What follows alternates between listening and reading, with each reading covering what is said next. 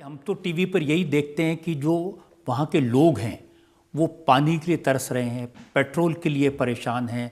5 kilo आटा 850 रुपये का मिलता है, तो लोगों की बुरी हालत है।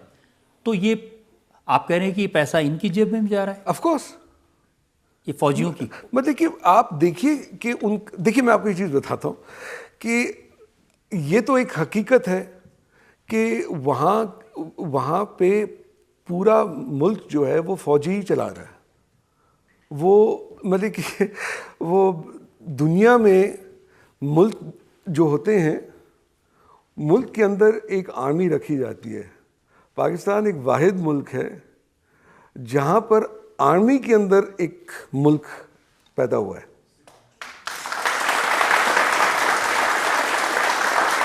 तो ये जो बातें हम सुनते हैं कि वहाँ की फ़ौज सारे काम करती है, वो खेती भी करती है, हाउसिंग भी करती है, टूरिज्म भी, सब कुछ करते हैं। वो कॉर्नफ्लेक्स भी बनाते हैं। कॉर्नफ्लेक्स? ये फौजी फंड।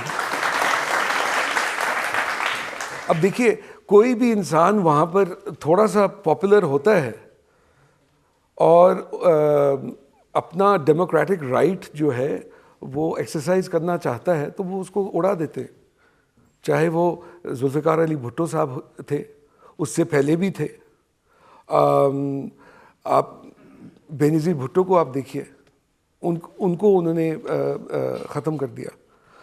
आज के दौर में Imran Khan is the most popular leader in Pakistan.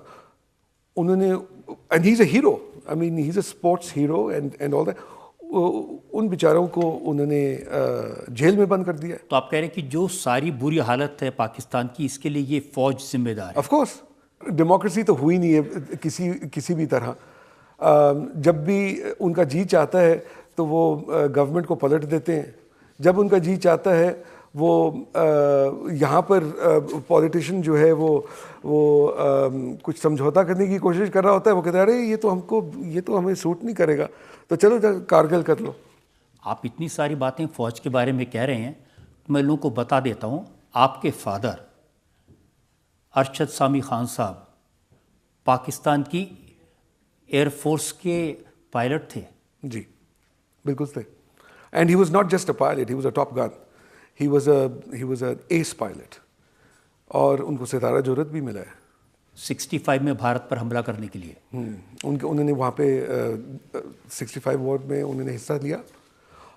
अच्छा, इत्तेफाक की बात यह है कि मैं जब पैदा हुआ तो उन्होंने ऑलरेडी मैंने उनको कभी यूनिफॉर्म में नहीं देखा, क्योंकि उस वक्त तक फिर उन्होंने फॉरेन ऑफिस ज्वाइन कर लिया था, तो वो सिविलियन लाइफ उन्होंने अपना ली थी। लेकिन he was in the early days he was a very accomplished fighter pilot. तो वो फ़ौज में थे, डिप्लोमेट थे, इस वजह से आपको सब पता चलता होगा अंदर की बातें, क्या हो रहा है। उस एटमॉस्फेयर में आप रह रहे थे। जी बिल्कुल। तारीख़ है पाकिस्तान की, और I have literally grown up in the corridors of power. I know exactly how things work inside. मैंने खुद देखा है, ऐसी चीज़ें मैंने देखी हैं कि लोग हैरान हो जाएंगे। मतलब कि कई दफ़ा हमको पता लग जाता था कि गवर्नमेंट जो है वो पलटने वाली है, और मेरे वालिद साहब के एक दोस्त जो हैं वो अगले केयर टेकर प्राइम मिनिस्टर, हमारे घर से शेरवानी जा रही है उनके लिए ताकि वो स्वेरिंग इन कर लें। ये मैंने अपनी आंखों से देखा है, इस तरह की चीज़ें। मैं लोगों को दिखा देता हूँ आपकी तस्वीरें, जो पाकिस्तान के बड़े बड़े लीडर्स के साथ किस तरह के आपके ताल्लुकात रहे हैं। ये कुछ तस्वीरें हैं।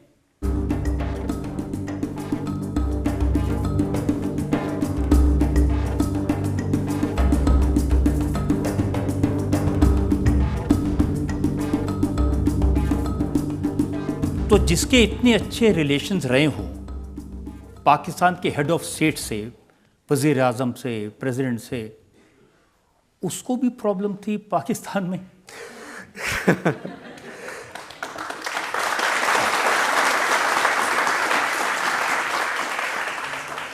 देखिए, मुझे तो प्रॉब्लम्स हुई थी।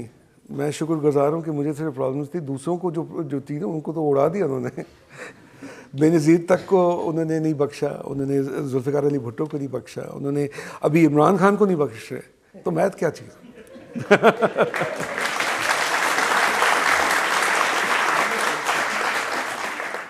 क्या वजह है کیوں دہشت گردوں کو پالتے ہیں؟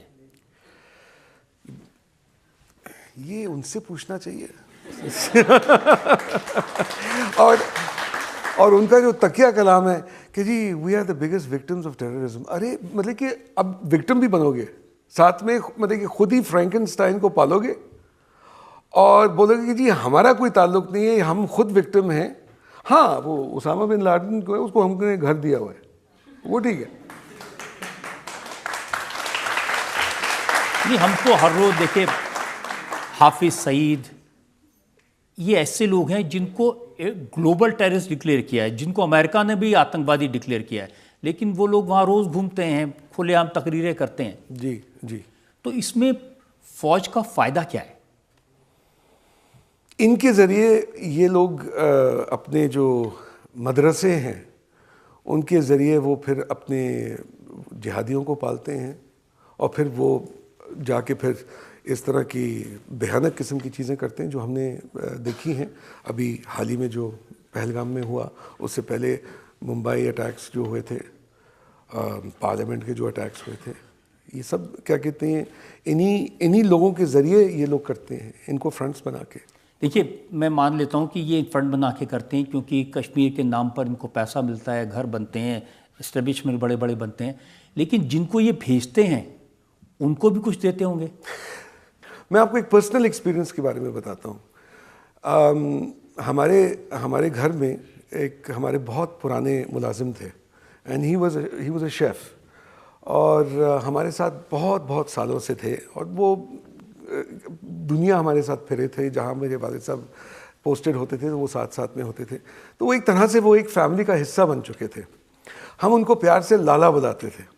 اتنا مطلب کہ ہمارا ان کے ساتھ گھریلو قسم کا, فیملی قسم کا ایک پیار اور احترام تھا. تو کبھی کبھی میں ان کو کہا کرتا تھا کہ ان کے ہاتھ میں بڑی لذت تھی, بڑا زبردست کھانا پکاتے تھے. تو کبھی کبھی میں کیا کرتا تھا, میں ان کو کہتا تھا, میں نے کہا لالا میں نے ایک بڑا زبردست ایک ایپل پایا کھایا ہے, میں آپ کو لے کے چلتا ہوں اس ریسٹورنٹ میں, اور آپ بھی ذرا کھانا پھر مجھے بتانا کہ اس کے اندر کیا ہے, اور پھر میرے لیے پھر آپ نے گھر پہ آپ نے بنانا ہے. تو میں کبھی کبھی لے جاتا تھا ان کو. وہ بڑے خوبصورت انسان تھے. تو وہ جب وہ کھاتے تھے ایسے کی ہے تو کچھ بھی نہیں ہے, انہیں سیب پائے لیکن بڑی کنجوسی نال پائے, اور اتنے انہوں نے دبا کے انہوں نے دال چینی پائی ہے. ہاں انہوں دی جی آئس کریم ہے وہ بڑی ٹائٹ ہے.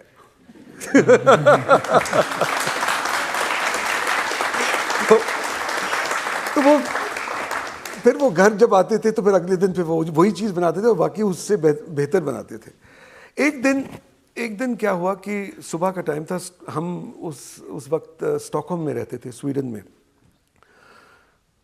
تو صبح چیخوں کی آوازیں آئیں مجھے, اور میں بھاگتا ہوا گیا کچن میں جہاں سے آواز آ رہی تھی. تو میں دیکھتا ہوں کہ لالا جو ہیں وہ لیٹ کے مطلب کہ وہ چیخیں مار رہے ہیں, کچھ کہہ نہیں پا رہے, اور میں پوچھ رہا ہوں بار بار کہ لالا کیا ہوا. تو کچھ ان کے منہ سے نہیں نکل رہا. تو ایک کاغذ تھا ان کے ہاتھ میں, میں نے وہ کاغذ لیا, اور ایک خط تھا, اور اس خط میں لکھا ہوا تھا کہ پیارے ابو, اگر آپ کو یہ خط میرا مل چکا ہے تو اس کا مطلب ہے کہ میں اپنے مقام پہ پہنچ چکا ہوں. میں نے آپ کو خوشی ہوگی یہ جان کر کہ میں نے اپنے آپ کو جہاد کے لیے میں نے اپنی شرکت کر دی, اور میں نکل پڑا ہوں اپنے شہادت کے لیے. اور اگر یہ خط آپ پڑھ رہے ہیں اس کا مطلب ہے کہ میری شہادت ہو چکی ہے, اور اگر آپ میری خواہش کی عزت کرتے ہیں تو آپ نے بالکل کسی طرح کا آپ نے غم کا اظہار نہیں کرنا, آپ نے جشن منانا ہے, اور آپ نے پورے محلے میں مٹھائی بانٹنی ہے کیونکہ آپ کا بیٹا جو ہے وہ شہید ہوا ہے. میں اس خط کو پڑھ کے میرے نیچے سے زمین نکل گئی.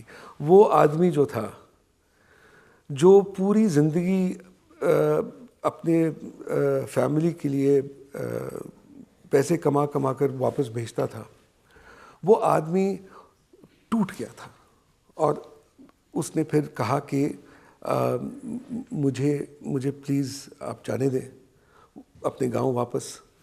اور میرے خیال میں 6 مہینوں کے اندر ان کا بھی انتقال ہو گیا, کیونکہ ہی واز ہارٹ بروکن. اور رہی بات پیسوں کی, کچھ بھی نہیں ان کو, کچھ بھی نہیں ملا ان کو. تو میں نے جب یہ اپنی آنکھوں سے یہ ایک چیز دیکھی, میرے اندر ظاہر ہے ایک لالا تھے, اور وہ ہارڈلی 19 سال کا بچہ تھا. 19 سال کی عمر میں اس نے یہ کر دیا. آپ یہ نہیں سمجھتے کہ آپ نے ایک بچے کو لیا ہے, آپ نے ایک بندے کو لیا ہے, صرف وہ بندہ شہید نہیں ہوتا, اس کا پورا پریوار, اس کا پورا خاندان جو ہے وہ برباد ہو جاتا ہے. تو آپ نے اپنی جیبوں کو بھرنے کے لیے اور اپنے فائدے کے لیے آپ نے ان لوگوں کو آگے کر دیا ہے, ان کو برین واش کر کے. آپ یہ نہیں سوچتے کہ ان کے ساتھ کیا ہونے والا ہے اور ان کی فیملی کے اوپر کیا اثر ہوگا. تو آپ, اور یہ سب اسلام کے نام پر, اور یہ سب جو ہے آپ کہہ رہے ہیں کہ جی یہ اسلام کے دیکھیے پہلگام میں لوگوں کا مذہب پوچھ کر پھر گولی ماری گئی. جی. اور پھر آپ, you have the audacity to say that I am a غدار. You are not just a غدار for your country, you are a غدار to humanity.